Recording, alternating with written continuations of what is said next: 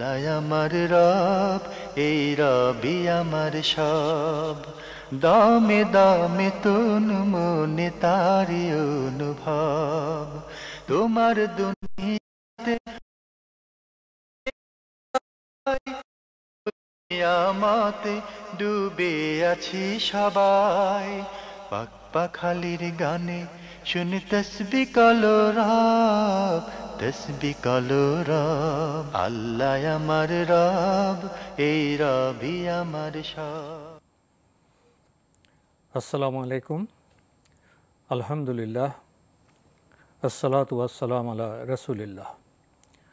প্রিয় দর্শক, আপনারা যারা দেশে আছেন প্রবাসে, সবাইকে জানাই মাহে রমজানের শুভেচ্ছা।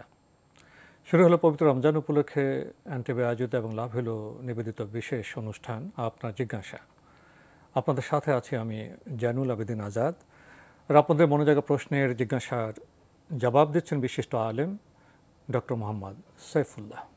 আসসালামু আলাইকুম ওয়া রাহমাতুল্লাহি ওয়া বারাকাতুহু।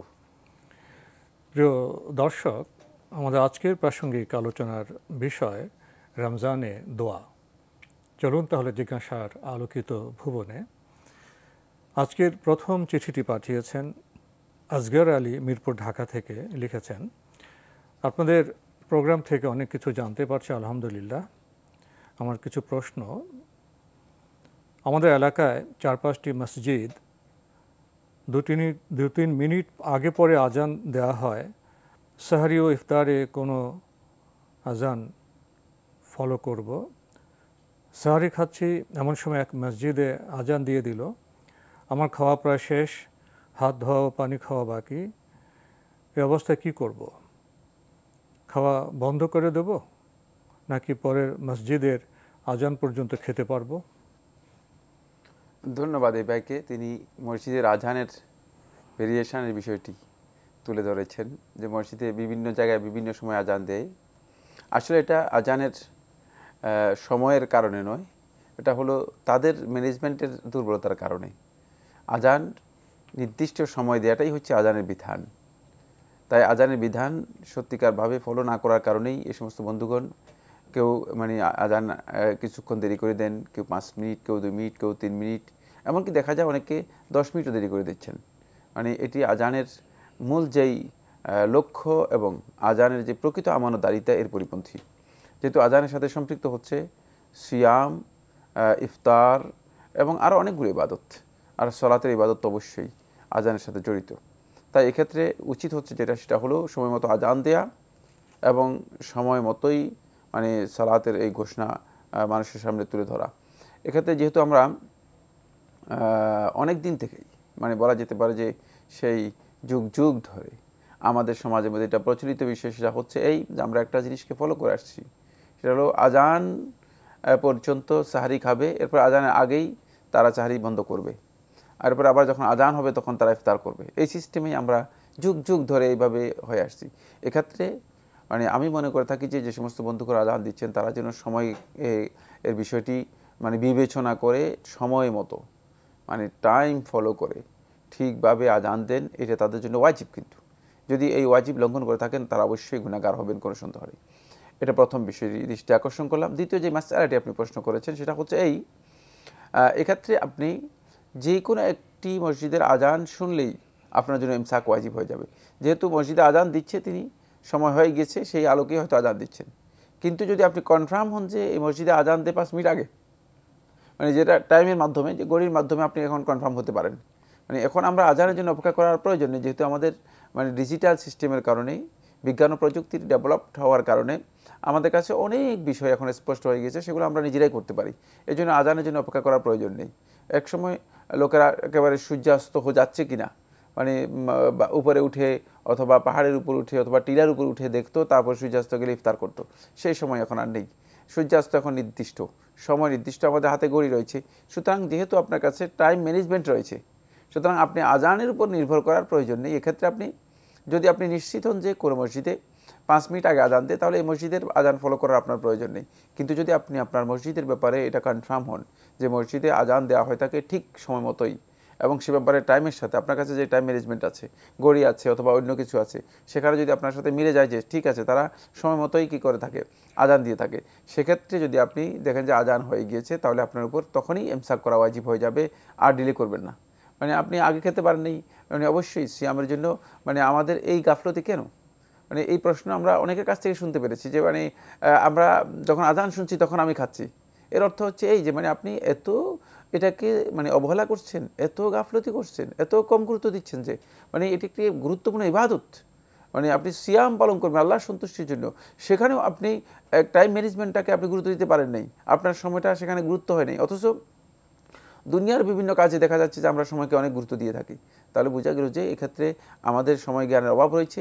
আসলে সিয়াম এটাও আমাদের একটা বড় ধরনের আমাদের শিক্ষা প্রশিক্ষণ দিচ্ছে, সেটা হলো আমরা যাতে করে টাইমটা ম্যানেজ করতে পারি, সময় মতো ইফতার, সময় মতো সাহারি, সময় মতো সব কাজ আমরা করতে পারি। সুতরাং এক্ষেত্রে আপনি যদি আপনার ঘড়িতে সময় নির্দিষ্ট হয়ে যায় তাহলে আপনি আজান না শুনলেও আপনাকে ইমসাক করা ওয়াজিব হবে। আর যদি আপনি নিশ্চিত হন আজান সময় মতো দিচ্ছে তাহলে আপনি সেই আজানকে ফলো করে আপনাকে অবশ্যই ইমসাক করতে হবে, তখন আর খাবারের কোনো সুযোগ থাকবে না। প্রিয় দর্শক, আপনাদের এলাকায় যখন মসজিদে আজানের সময়ের বিভিন্নতা রয়েছে, আপনি তো পত্রিকা অনুসরণ করতে পারেন। পত্রপত্রিকা তো ইসলামী ফাউন্ডেশনের প্রদত্ত যে টাইমিংটা সেটা দেওয়া হয়, সেটা যদি আপনি ফলো করেন তাহলে আজানের বিভিন্ন সময়ের বিভিন্নতা থেকে হয়তো আপনি বেঁচে যেতে পারেন।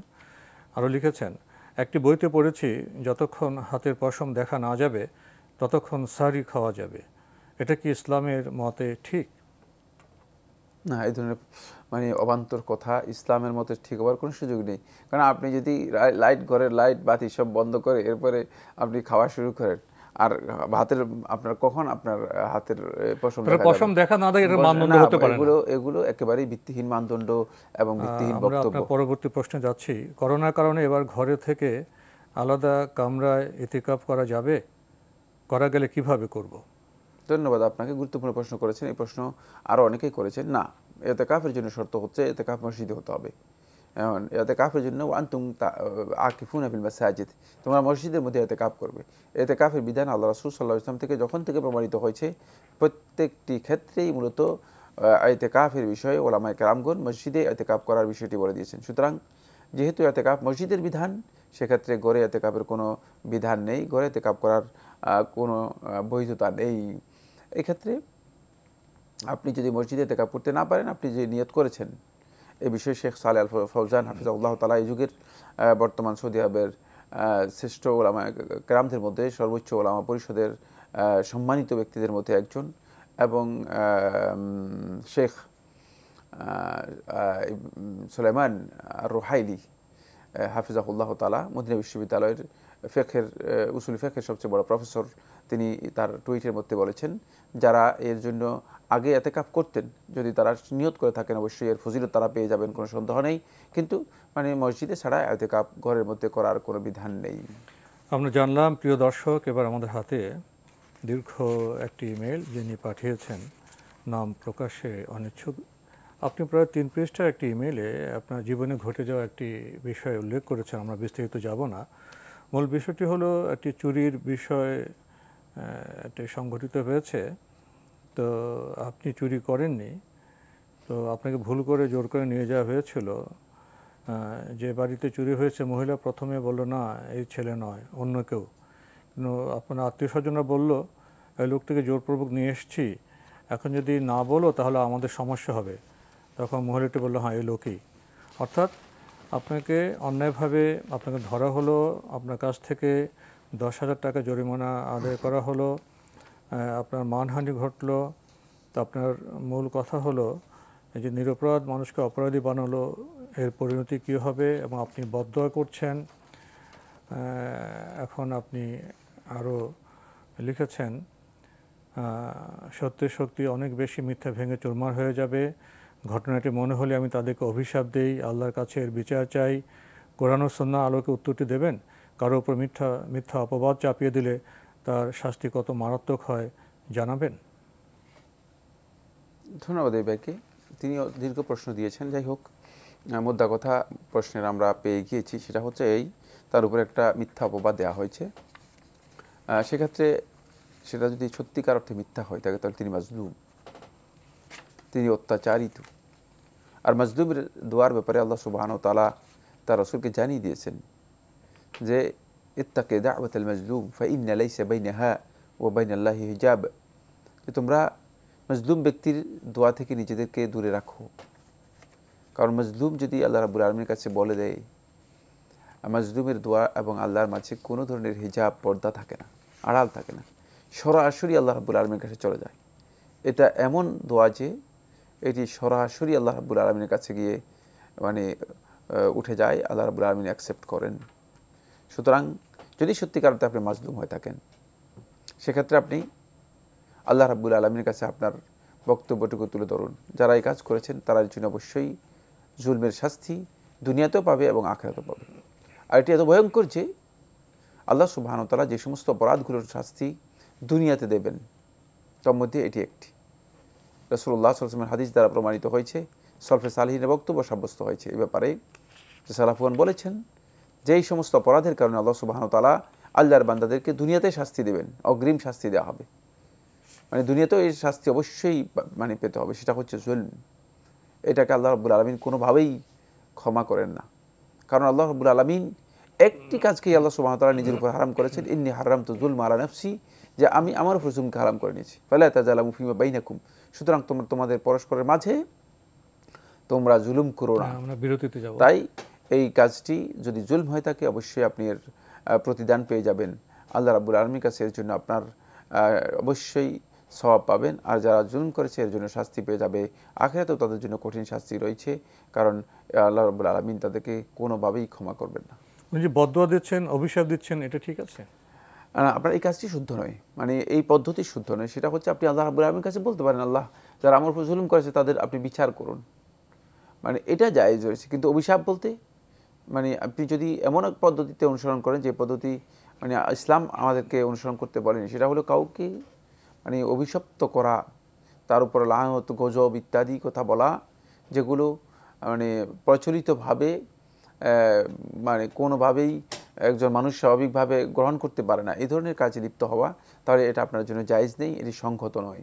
এক্ষেত্রে আপনি শুধুমাত্র আল্লাহ রাব্বুল আলামিনের কাছে মানে এতটুকু বলতে পারেন, সেটা হচ্ছে আল্লাহ যারা আমার উপরে জুলম করেছে আপনি তো জানেন, আপনি তাদেরকে মানে তাদের যেই উপযুক্ত শাস্তি রয়েছে সে শাস্তি তাদেরকে দিন, এতটুকু আপনার জন্য বলা জায়েজ রয়েছে মাজলুমের জন্য। আমরা জানলাম, প্রিয় দর্শক, দেখছিলাম অ্যান্টিবায়োটিক এবং লাভ হলো নিবেদিত অনুষ্ঠান আপনার জিজ্ঞাসা। আল্লাহ আমার রব, এই রবি আমার সব, আল্লাহ আমার রব, এই রবি আমার সব।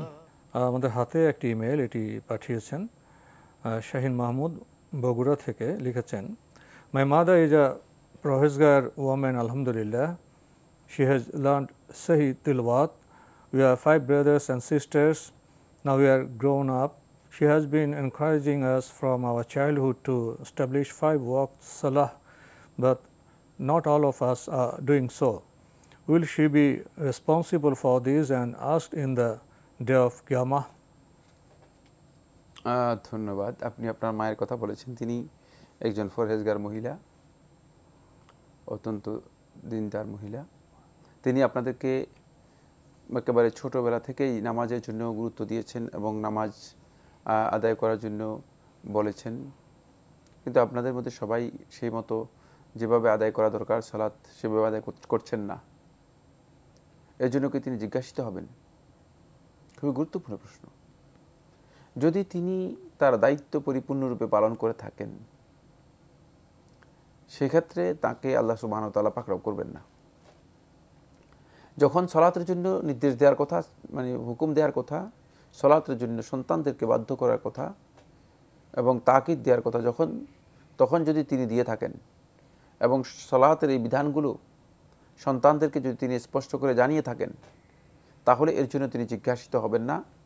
যেহেতু আপনারা এখন আকেল বালেগ, আপনারা মানে বিবেক সম্পন্ন এবং প্রাপ্তবয়স্ক, সেক্ষেত্রে আপনাদের বিষয়ে আপনারাই অবশ্যই জবাবদিহি করতে হবে। আল্লাহ সুবহানাহু ওয়া তাআলা কোরআনে কারীমের একাধিক আয়াতের মধ্যে বিষয়ে বলেছেন, ওয়ালা তাজিরু ওয়াজিরাতুন ওয়িজরা উখরা, মানে কোনো ব্যক্তি, কোনো সত্তা আরেক ব্যক্তির বোঝা কোনোদিন বহন করবে না, মানে এক ব্যক্তি আরেক ব্যক্তির বোঝা বহন করবে না। সুতরাং আপনাদের বোঝা এই ক্ষেত্রে আপনার মা বহন করবে না। কিন্তু যদি তিনি যখন আসলেই তার উপর দায়িত্ব ছিল, সলাতের বিষয়টি আপনাদেরকে নির্দেশ দেওয়ার জন্য, সলাতের জন্য আপনাদেরকে অভ্যস্ত করার জন্য, সলাতের নিয়মিত আদায় করার ক্ষেত্রে আপনাদেরকে গুরুত্ব দেওয়ার জন্য, কিন্তু সে কাজটি তিনি তখন করেন নাই, সেখানে অবহেলা করেছেন, অবজ্ঞা করেছেন। কিন্তু পরবর্তী সময়ে মানে যখন বড় হয়েছেন, এখন তিনি আপনাদেরকে বলতেছেন যে আপনারা সলাৎ পড়ো, সলাতের জন্য গুরুত্ব দিচ্ছেন, মানে না না, ইনি লিখেছেন স্পষ্ট করে যে ছোটবেলা থেকেই ওনার মা ওনাদেরকে তাগিদ দিয়ে শিক্ষা দিয়েছেন। আমি বলছি মানে কমন মানে বলছি আর কি, সেটা হচ্ছে যদি এই ধরনের করে থাকেন তাহলে অবশ্যই তিনি এর জন্য মাসউল হবেন, অবশ্যই এর জন্য তাকে জবাবদিহি করতে হবে। সেটা হচ্ছে তিনি যদি সত্যিকার অর্থে মানে এক্ষেত্রে কোনো ধরনের অবহেলা অবজ্ঞা করে থাকেন তাহলে এর জন্য অবশ্যই তিনি মাসউল হবেন। তবে সন্তানদের উচিত হচ্ছে যেটা, সেটা হলো এই ক্ষেত্রে পিতামাতার উপর বড় ধরনের কোনো বোঝা চাপিয়ে না দিয়ে নিজেরাই বহন করা, যদি নিজেদের দায়িত্ব, যে পিতামাতাকে এক্ষেত্রে বলা যে আমরা সলাতের জন্য আপনি যে তাগিদ দিয়েছেন সেটা আমরা বুঝতে পেরেছি, কিন্তু আমরা মানে পালন করছি না, এই জন্য আমাদেরকে মানে আল্লাহর কাছে আমরা ক্ষমা চাই। কিন্তু মানে পিতামাতাকে দায়ী করে দিয়ে সন্তানরা যদি মনে করেন যে মানে পিতামাতার একটা দায়িত্ব, মানে পিতামাতাই দায়িত্ব বহন করবে, এর অর্থ হচ্ছে সন্তানরা আসলে দুই দিক থেকেই ক্ষতিগ্রস্ত। একদিক থেকে সন্তানরা আল্লাহ রাব্বুল আলামিনের নৈকট্য লাভ করতে পারে, আল্লাহর বান্দা হিসেবে নিজেদেরকে তৈরি করতে পারে নাই। অপর দিক থেকে মানে সন্তানরা এই পিতামাতার জন্য একটা ক্ষতির কারণ হয়ে দাঁড়াবে। কিয়ামতের দিনে পিতামাতার জন্যও সন্তানরা মানে এমন কারণ হতে পারে যে পিতামাতার শাস্তির জন্য তারা কারণ হয়ে যেতে পারে। এই জন্য সন্তানদের উচিত হচ্ছে এক্ষেত্রে পিতামাতার দায়কে কমিয়ে নিজের দায়িত্ব নিজেরা নিয়েই মানে নেওয়া। সেক্ষেত্রে পিতামাতাকে এক্ষেত্রে অব্যাহতি দেওয়া যে আপনাদের মেসেজ আমরা পেয়েছি, সবই হয়েছে, কিন্তু এটা আমরা আমাদের কসুর, মানে আমরা আল্লাহ তাআলার কাছে ক্ষমা চাই, চেষ্টা করি। মানে কিন্তু আপনি যে প্রশ্নটি করেছেন সেই প্রশ্নের মধ্যে এই ইঙ্গিত রয়ে গেছে যে মানে তিনি হয়তো মানে কেন দায়িত্ব বহন করবেন কিনা, এই প্রশ্ন কেন এসেছে? এই প্রশ্ন এই জন্য এসেছে যেহেতু আপনি মনে করতেছেন যে হয়তো তার কোনো দায়িত্ব রয়ে গিয়েছে কিনা, মানে কেন রয়ে গেছে। আপনি তো এটা বোঝা দরকার যে না, তাদের দায়িত্ব নেই, তারা তো আমার দায়িত্ব পালন করে দিয়েছে, আমার কাছে মেসেজ পৌঁছিয়ে দিয়েছে। যদি আপনার কাছে পরিপূর্ণ মেসেজ পৌঁছায় তাহলে সেক্ষেত্রে কোনো সন্তানের বোঝা, অপরাধের বোঝা, অন্যায়ের বোঝা কোনো পিতামাতা বহন করবে না। আমরা জানলাম। প্রিয় দর্শক, আপনি আরও লিখেছেন, is the interest of Islamic bank Bangladesh limited হালাল? ইসলামী ব্যাংক বাংলাদেশের ইন্টারেস্টের কথা বলেছেন। ইন্টারেস্ট তারা আদৌ কি দেন কিনা আমার জানা নেই, সেটা আপনি ব্যাংকের সাথে যোগাযোগ করে জেনে নিতে পারেন। ব্যাংক আদৌ কোনো ধরনের ইন্টারেস্টের মানে সুদের কোনো কাজ করে কিনা। হ্যাঁ, ব্যাংক সুদভিত্তিক কোনো কাজ করে না। তিনি হয়তো ইন্টারেস্ট বলতে লাভ বুঝেছেন কিনা। ইন্টারেস্ট শব্দটি ব্যবহার করে তো সুদের ক্ষেত্রে বেশিরভাগ। ব্যাংকে ইন্টারেস্ট শব্দ ব্যবহার করে কখনো না, ব্যাংক ওখানে প্রফিট শব্দ ব্যবহার করে থাকে। এই জন্য আমি বলেছি যে তিনি ব্যাংক থেকে বিষয়টি জেনে নেওয়ার জন্য তার জন্য ওয়াজিব হবে ব্যাংক থেকে জেনে নেওয়া। ব্যাংক কখনো ইন্টারেস্ট শব্দ ব্যবহার করে না। ইন্টারেস্ট দ্বারা প্রফিট উনি জেনে নেবেন। জি। প্রিয় দর্শক, আমাদের হাতে আরও একটি ইমেইল, এটি পাঠিয়েছেন মোহাম্মদ নাসির হায়দার নুরি, পল্লবী, মিরপুর, ঢাকা থেকে। লিখেছেন, আমার ছোট একটি বোন জন্মের 7 দিনের মাথায় ইন্তেকাল করে। তার নাম রাখা বা আকিকা করার ব্যাপারে আমার মা স্পষ্ট করে কিছু জানেন না। আমার বাবাও ইন্তেকাল করেছেন। আমি আমার বাবাকে আমার সেই ছোটো বোনের নাম রাখা বা আকিকা করার বিষয়ে কখনো জিজ্ঞাসা করিনি। এমন অবস্থায় আপনার প্রশ্ন, আমার ছোটো বোনের নাম রাখতে হবে কি এবং আকিকা করতে হবে কি? ধন্যবাদ, গুরুত্বপূর্ণ প্রশ্ন করেছেন। নাম রাখার এবং আকিকা করা দুটোই বিধান ছিল, কিন্তু যেহেতু তার মৃত্যু হয়ে গেছে 7 দিনের মাথায় নাম রাখতে পারেননি, আকিকাও করতে পারেননি, সেক্ষেত্রে এখন আর তার নাম রাখা এবং আকিকা করার প্রয়োজন নেই। কিন্তু যদি তার নাম রাখা হতো, মানে মৃত্যুর সময়ও তার নাম রাখা হতো, সেটা উত্তম ছিল, মানে তাকে দাফন করার আগে, এবং তার পক্ষ থেকে যদি আকিকা করা পসিবল হতো তাহলে আকিকা করাটা উত্তম ছিল। কিন্তু যদি কোনো কারণে মানে তার মৃত্যু আকিকার, যেহেতু রাসূলুল্লাহ সাল্লাল্লাহু আলাইহি ওয়াসাল্লাম হাদিসের মধ্যে বলেছেন ইউআক্কু আনহু ইয়াউমা সাবিহি, যে তার পক্ষ থেকে আকিকা করা হবে 7ম দিনে। হাদিস থেকে আমরা বুঝতে পেরেছি যদি 7ম দিনে অথবা 7ম দিনের আগে যদি কারো মৃত্যু হয়ে যায় তাহলে তার পক্ষ থেকে আকিকা না করলে পরবর্তীতে আকিকা করার প্রয়োজন নেই, যেহেতু মানে আকিকার সময় আল্লাহ রাসূল সাল্লাল্লাহু আলাইহি ওয়াসাল্লাম বলেছেন 7ম দিনে তার পক্ষ থেকে আকিকা করা হবে। যেহেতু 7ম দিন পর্যন্ত সে জীবিত থাকেনি, সুতরাং তার উপর মানে তার পক্ষ থেকে এই মানে সুন্নাহটুকু মানে তার উপর বর্তাবে না, অথবা এই সুন্নাহটুকু পালন করার প্রয়োজন নেই। এক্ষেত্রে মানে নাম যদি না রাখা হয়ে থাকে অথবা আকিকা যদি না করা হয়ে থাকে, এতে বড় ধরনের কোনো প্রবলেম বা অসুবিধা নেই ইনশাআল্লাহ তাআলা। আমরা জানলাম প্রিয় দর্শক, আমাদের হাতে আরও একটি ইমেল, এটি পাঠিয়েছেন হৃদয় সরকার। লিখেছেন, জামায়াতে ইমামের সাথে আসরের নামাজের শেষ 2 রাকাত পেয়েছি। ইমামের সাথে ভুল করে যদি 1 সালাম বা 2 সালাম ফিরিয়ে ফেলি, তাহলে বাকি 2 রাকাত শেষ করে কি সাহু সিজদা দিতে হবে আমাকে? ধন্যবাদ, গুরুত্বপূর্ণ প্রশ্ন করেছেন। না, আপনি যদি ইমামের সাথে ভুলক্রমে 1 সালাম অথবা 2 সালাম ফিরিয়ে ফেলেন, আপনাকে সাজদায়ে সাহু দিতে হবে না। আপনি 2 সালাম ফিরালেও আপনি দাঁড়িয়ে যাবেন, দাঁড়িয়ে গিয়ে 2 রাকাত আদায় করবেন, তারপরে আপনি নর্মাল যেভাবে সালাম আছে সেভাবে সালাম ফিরাবেন। আর 1 সালাম ফিরালেও ঠিক একই, আপনি দাঁড়িয়ে যাবেন, দাঁড়িয়ে আবার সালাত শেষ করবেন। এক্ষেত্রে সাজদায়ে সাহু দিতে হবে না। আমরা জানলাম প্রিয় দর্শক, আপনি আরও লিখেছেন, শুয়ে বা চেয়ারে বসা থাকা অবস্থায় এক পায়ের উপর আরেক পা চড়িয়ে দেওয়া কি জায়েজ? শুয়ে অথবা বসে থাকা অবস্থায় এক পায়ের উপর এক পা মানে ছড়িয়ে দেয়া, এই ধরনের বসাকে মানে ইসলামী শরীয়তে বৈধ মনে করা হয় কিনা। একদল ওলামায়ে কেরাম এই ধরনের বসাকে এটাকে জেলসাতু আল কিবির অথবা ইস্তেআলা, মানে নিজেকে বড় করে দেখানো অথবা অহংকারের বসা হিসেবে উল্লেখ করেছেন। তাই এই ধরনের বসা নবী সাল্লাল্লাহু আলাইহি ওয়াসাল্লামের সুন্নাহ প্রক্রিয়ার মধ্যে আসেনি। সুন্নাহ প্রক্রিয়ার মধ্যে যেহেতু আসেনি, আর যেহেতু আলেমদের মধ্যে একদল উলামায়ে কেরাম এই ধরনের বসাকে জালসাতুল ইস্তিআলা, নিজেকে বড় করে দেখানো, মানে ভাব অনেকটা মনে হয় যেন অহংকার ভাব, এই ধরনের একটা ভাব এর মধ্যে রয়েছে, ফলে এই ধরনের বসাকে পছন্দ করেননি। তাই এটা একদল উলামায়ে কেরাম বলেছে মাকরুহ, অপছন্দনীয়। বাকি সুস্পষ্ট কোন নস এর মাধ্যমে এই ধরনের বিষয় নিষেধ করা হয়নি। একেবারে এমন কোনো স্পষ্ট নস আসেনি যেখানে নিষেধ করা হয়েছে। সেক্ষেত্রে আমরা যেহেতু ওরফ এর সাথে জড়িত, মানে এই কাজগুলো সবগুলোই এগুলো এমন কাজ যেগুলো মিনাস সুনাল আদিয়া, মানে ওরফ এর সাথে জড়িত, আদাতের সাথে জড়িত, প্রচলনের সাথে জড়িত বিধিবিধানগুলো।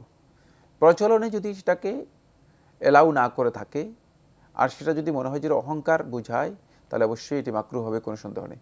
আর যদি কোনো এলাকায় এমন প্রচলন হয়ে যায়, মানুষগুলো এভাবে করে থাকে, তাহলে হয়তো তাদের সেই প্রচলন হিসেবে সেটাকে মানে মেনে নেওয়া যেতে পারে, যেহেতু শরীয়তে সুস্পষ্ট নিষেধাজ্ঞা সেখানে আসেনি।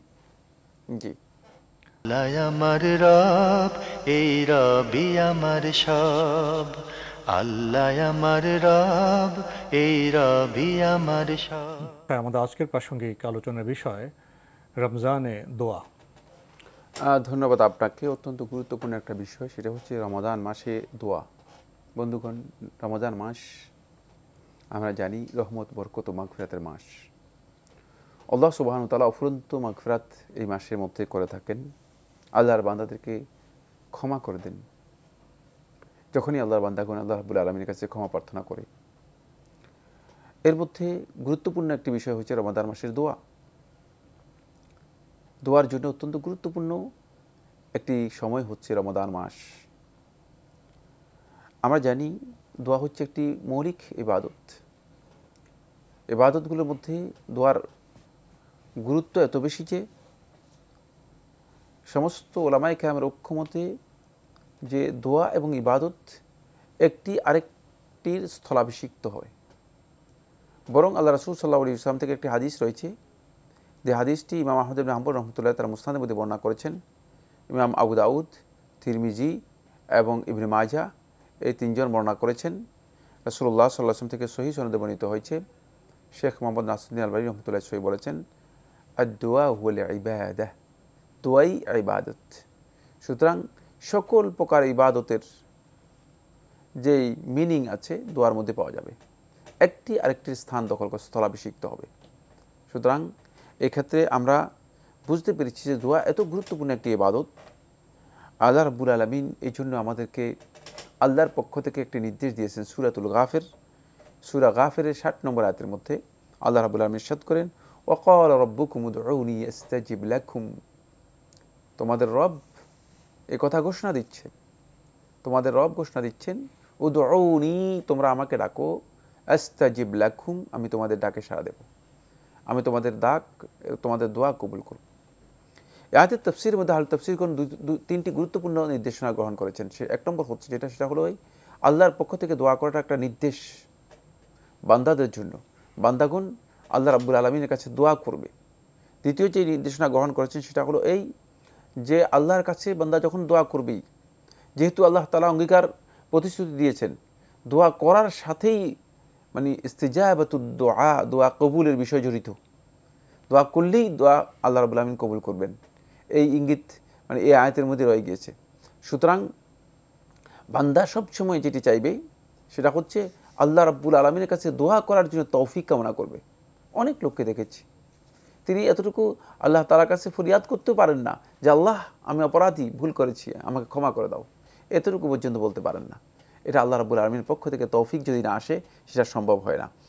এরপরে যে বিষয়টি তারা এই আয়াত থেকে গ্রহণ করেছে সেটি হচ্ছে যে আল্লাহ রাব্বুল আলামিন তাকে ডাকতে বলেছেন এবং বান্দাকে দোয়া কবুলে যে প্রতিশ্রুতি দিয়েছেন, এই জন্য বান্দা আল্লাহ রাব্বুল আলামিনের কাছে দোয়া করে দোয়া কবুলের জন্য বান্দা আল্লাহ রাব্বুল আলামিনের কাছে অপেক্ষা করবে। বান্দা তাড়াহুড়ো করবে না, বান্দা কথা বলবে না আল্লাহ দোয়া কবুল করে নেই, কারণ আল্লাহ তাআলা বলেছেন কবুল করবেন, দোয়া করবেন, যেহেতু দোয়া কবুল করার প্রতিশ্রুতি দেওয়া আছে। সুতরাং প্রতিশ্রুতি দেওয়ার অর্থ হচ্ছে আপনি এই কথা বলবেন যে আপনি আমাকে দেন নেই, এইটাই মূলত দোয়ার মধ্যে সবচেয়ে বড় গেপ। সেটা হলো আমাদের অনেকেই দোয়া করে থাকেন, আবার তিনি বলেন যে আমি দোয়া করেছি, দোয়া কবুল হয় নাই, আমার দোয়া কবুল হয় নাই। এটি এই আয়াত থেকে ওলামায়ে কেরামগণ গ্রহণ করেছেন। আমি আসবো যে বিষয়টি পরের, সেটা হলো দোয়া কবুলের জন্য কিছু গুরুত্বপূর্ণ সময় রয়েছে, কিছু গুরুত্বপূর্ণ স্থান রয়েছে। আমরা স্থানগুলো নিয়ে আজকে আলোচনা নয়, সময়ের মধ্যে সবচেয়ে গুরুত্বপূর্ণ একটি সময় হচ্ছে রমাদান মাসের দিন এবং রমাদান মাসের রাতগুলো। দোয়া কবুল অত্যন্ত গুরুত্বপূর্ণ সময় বন্ধুগণ। তাই আল্লাহ সুবহানাহু ওয়া তাআলা কোরআনে কারীমের আপনি দেখতে পাবেন 183, 184, 185, 186, 187 এই আয়াতগুলো সিয়াম সম্পর্কে অবতীর্ণ হয়েছে কোরআনে কারীমে সূরা বাকারার। এই আয়াতগুলোর মধ্যে আপনি দেখবেন যে একাধারে সিয়াম সম্পর্কে আলোচনা করা হচ্ছে এবং রমাদান মাস সম্পর্কে আলোচনা করা হয়েছে। শাহরুর রমাদান হচ্ছে 184 নম্বর আয়াত। তো এই আয়াতগুলোর মাঝখানে আল্লাহ সুবহানাহু ওয়া তাআলা এই আয়াতগুলোর মাঝে একটি আয়াতকে আল্লাহ রাব্বুল আমিন ঢুকিয়ে দিয়েছেন 186 নম্বরের মধ্যে একটা অংশ, একটা পার্ট। সেটা হচ্ছে ওয়া ইযা সাআলাকা আন্নী ইবাদি ফাইন্নী করিব, যদি আমার বান্দা আমার সম্পর্কে আপনাকে জিজ্ঞেস করে যে আমি আমার বান্দার কত অবস্থানের ক্ষেত্রে কী অবস্থা, আমার কোন অবস্থানে আমি আছি, যদি এই ধরনের কোনো প্রশ্ন করে আপনি বলে দিন ইন্নী করিব, আমি কাছেই। আপনি বলে দিন উজিবু দাওয়াতাদ দাঈ, আমি দোয়াকারীর দোয়া এই আহ্বানকে আমি কবুল করব, গ্রহণ করব, ইজা দাআনি, যখন আমাকে দোয়া করবে। এই আয়াত থেকে সমস্ত আহলে তাফসীরগণ ঐক্যমতে কথা সাব্যস্ত করেছেন যে রমাদান মাসের পুরা সময়টাই মূলত আল্লাহ রাব্বুল আলামিন এখানে ইঙ্গিত দিয়েছেন যে বান্দাগণ আল্লাহ রাব্বুল আলামিনের কাছে দোয়া করবে। আর আল্লাহ রাব্বুল আলামিন যে কথা বলেছেন উজিবু দাওয়াতাদ দাঈ ইজা দাআনি, আমি ওই আহ্বানকারীর আহ্বানে সাড়া দিব, তার দোয়াকে আমি কবুল করব যখন সে দোয়া করবে। আমরা খুবই গুরুত্বপূর্ণ বিষয়ে অবগত হলাম প্রিয় দর্শক। আপনি আরও জানতে চেয়েছেন নামাজে তাশাহুদ ছুটে গেলে করণীয়।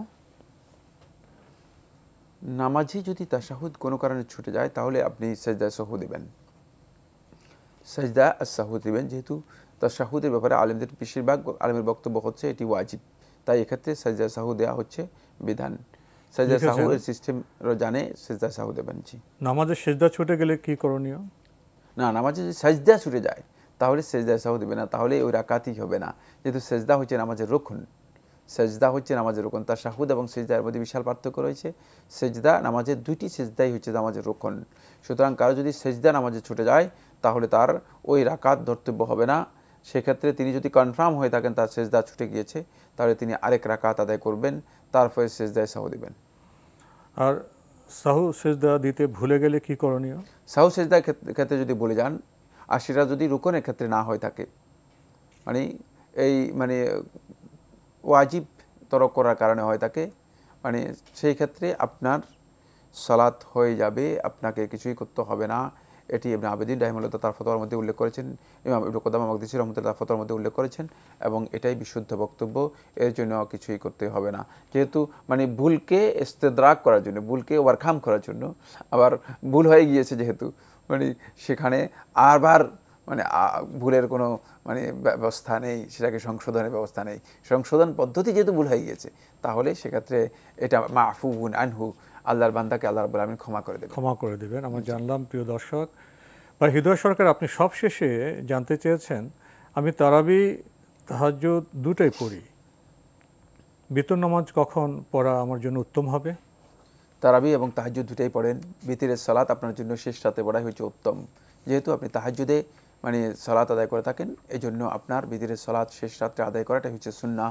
এটাই নবী সাল্লাল্লাহু আলাইহি ওয়াসাল্লামের বক্তব্য। আমরা জানলাম প্রিয় দর্শক, আমাদের হাতে আরও একটি ইমেল পাঠিয়েছেন আলমগীর হোসেন, রামপুরা, ঢাকা থেকে। লিখেছেন, রোজা রাখলে আমার খুব খিদা পায়, এই সময় দাবা খেলে সময় পাস করা যাবে, মানে খিদাকে ভুলে থাকার জন্য? ধন্যবাদ এই ভাইকে। রোজা রাখলে তো খিদা পাবেই, কারণ রোজা রাখছেন তো আপনি খাবার পানাহার সব কিছু থেকে নিজেকে মুক্ত রাখছেন, সুতরাং খিদা অবশ্যই পাবে। কিন্তু খিদাকে মানে ভুলিয়ে রাখার জন্য, তবে খিদা থেকে নিজেকে মুক্ত রাখার জন্য আপনি হারাম কাজে লিপ্ত হবেন, এটি কিভাবে সম্ভব?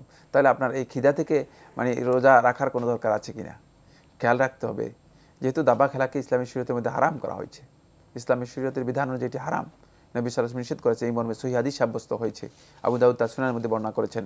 তাই এক্ষেত্রে আপনি দাবা খেলবেন না, আর আপনি চেষ্টা করবেন যে মানে অন্য কোনোভাবে আপনার সময়টা কাটানো যায় কিনা। তবে এর জন্য উত্তম পদ্ধতি কি আপনারা জানা নেই, আমাদের কাছে জানা রয়েছে, একটু জেনে নিন। সেটা হচ্ছে আল্লাহ রাব্বুল আলামিন জিকিরের মধ্যে নিজেকে মগ্ন করুন, কোরআন তেলাওয়াতের মধ্যে নিজেকে মগ্ন করুন, দেখবেন এর মাধ্যমে আপনি ফজিলত লাভ করবেন এবং আপনার যে খিদার কষ্ট রয়েছে সেটা আপনি একেবারেই ভুলে যাবেন, যদি আপনি কোরআনের মধ্যে নিজেকে মগ্ন করতে পারেন অথবা আল্লাহ তাআলা জিকিরের মধ্যে নিজেকে মগ্ন করতে পারেন। এক্ষেত্রে একটি বিষয় করা যেতে পারে, যেটি ইবনে রজব হাম্বলী রাহমাতুল্লাহ তাইফুল মাআরিফের মধ্যে উল্লেখ করেছেন। তিনি বলেন যে আল্লাহর বান্দাগণ মানে একসাথ হয়ে তারা কোরআনে কারীমের স্টাডিও করতে পারেন। যদি কোরআনে কারীমের স্টাডি করেন তাহলে কোরআন শিখা হয়ে গেল, কোরআনের হিদায়াতগুলো আমরা নিজেদের জীবনের জন্য গ্রহণ করতে পারলাম, আমাদের সময়টুকুও খুব ভালো কাজে, পুণ্যের মধ্যে, ইবাদতের মধ্যে কাটিয়ে গেল। তো আজকে আমাদের এখানে শেষ করতে হচ্ছে। আপনাকে অনেক ধন্যবাদ। আপনাকে অশেষ ধন্যবাদ।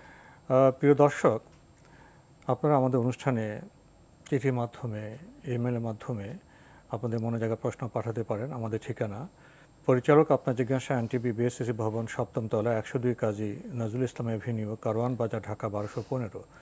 ইমেল অ্যাড্রেস আপনার জিজ্ঞাসা @ntvbd.com। প্রিয় দর্শক, আপনারা আমাদের অনুষ্ঠানে এনটিভি অনলাইনেও দেখতে পারবেন, ভিজিট করুন www.ntvbd.com। এছাড়া ইউটিউবে এবং আমাদের ভেরিফাইড ফেসবুক পেজে অনুষ্ঠান দেখতে পারবেন। প্রিয় দর্শক, নিজেকে প্রশ্ন করুন না, পবিত্র রমজান মাসের সিয়ামের সাথে দাবা যায় না কোরআন যায়? আপনি কোরআন মনস্ক হন, কোরআন তেলাওয়াত করুন, তখন দাবার কথা আপনার মনেই পড়বে না। দেখা হবে ইনশাল্লাহ আগামীকাল একই সময়ে। প্রিয় দর্শক, মহান আল্লাহ আমাদের সবাইকে নিরাপদে রাখুন, রাখুন শান্তিতে। আসসালামু আলাইকুম। আল্লাহ আমার রব, এই রবি আমার সব, দামে দামে তুন মনে তারি অনুভব। আল্লাহ আমার রব, এই রবি আমার সব।